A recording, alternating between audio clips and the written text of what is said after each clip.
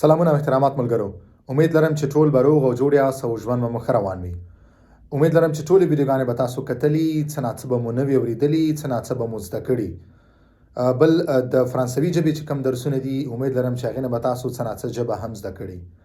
ملګرو، نن غواړم چې په پیغمې د کنډیور یا د ډرایورۍ په لایسنس باندې تاسو څه معلومات درکم.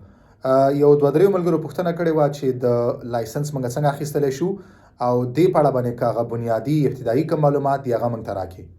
ملګرو، هر کله چې تاسو غواړئ دلته په فرانسه کې د ډرایورۍ لایسنس واخلئ، تاسو به دوه امتحانه ورکوئ چې اول ته ویل کېږي تیوري ټیسټ په انګلیسي کې، یا موږ دلته ورته فرانسوي کې وایي کود د لاغوت. یعنې تاسو به اول قوانینو چې کوم امتحان دی هغه به ورکوئ چې تاسو دلته کوم قوانین دي هغې باندې څومره معلومات تاسو هغې لرئ. دلته چې کوم اشارې دي، کوم قوانین دي په سړک باندې د ډرایورۍ، هغه باید تاسو اول زده کړئ او هغې کې امتحان ورکړئ. هغه امتحان چې هر کله تاسو پاس کړئ نو بیا تاسو پریکټیکلی یا تاسو موټر ته کښېنئ او هغه ستاسو امتحان اخلي چې هغه دویم امتحان دی. نو زه غواړم چې تاسو ته کود د لاغوت چې اولنی کوم امتحان دی هغې په اړه څه نه څه تاسو ته معلومات درکړم.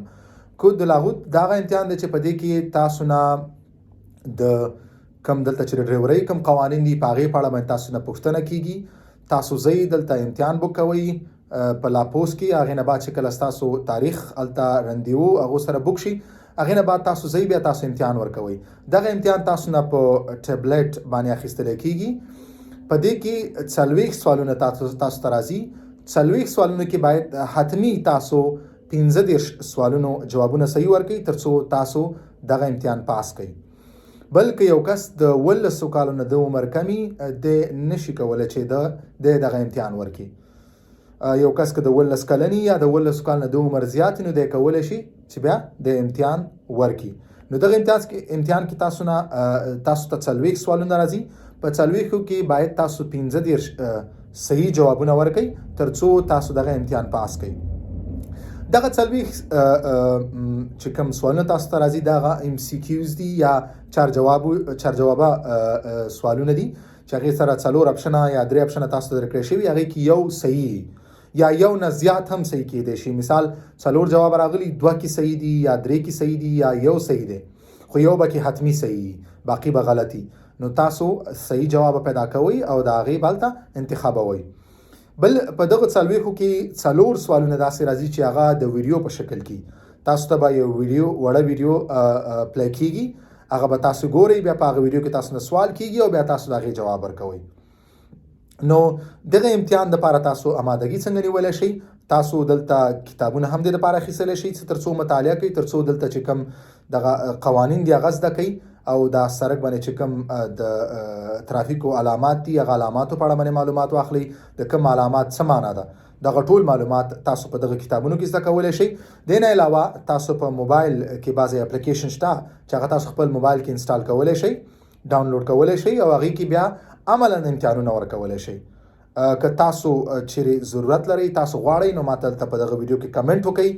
زه به تاسو ته دغه کتاب په اړه هم معلومات درکړم چې تاسو کوم کتاب واخلئ.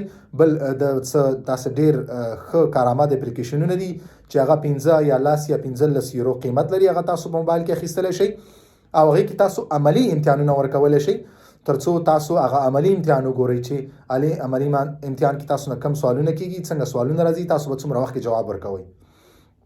ښه خبره دا چې تاسو اول کتاب واخلئ، هغې ته مطالعه وکړئ، بیا دغه اپلیکیشنونه چې کوم دي موبایل کې تاسو کوم انسټالوئ دې کې عملي امتحانونه ورکړئ، دې کې هم تاسو زده کړه وکړئ. صحیح دی؟ تاسو په یوټیوب کې هم ویډیوګانې کتلی شئ دې په اړه باندې تر څو تاسو ډېر معلومات والئ، امادګي ورته ونیسئ، یو میاشت 2 میاشتې، یو نیمه میاشت، هغې نه پس بیا تاسو امتحان ورکولی شئ. هر کله چې تاسو یو امتحان پاس کړو، دغه امتحان 15 کالو دپاره، مطلب که چیرې 15 کاله پورې تاسو هغه دویم امتحان ورنه کوئ، دا ستاسو دغه امتحان قابل قبول دی.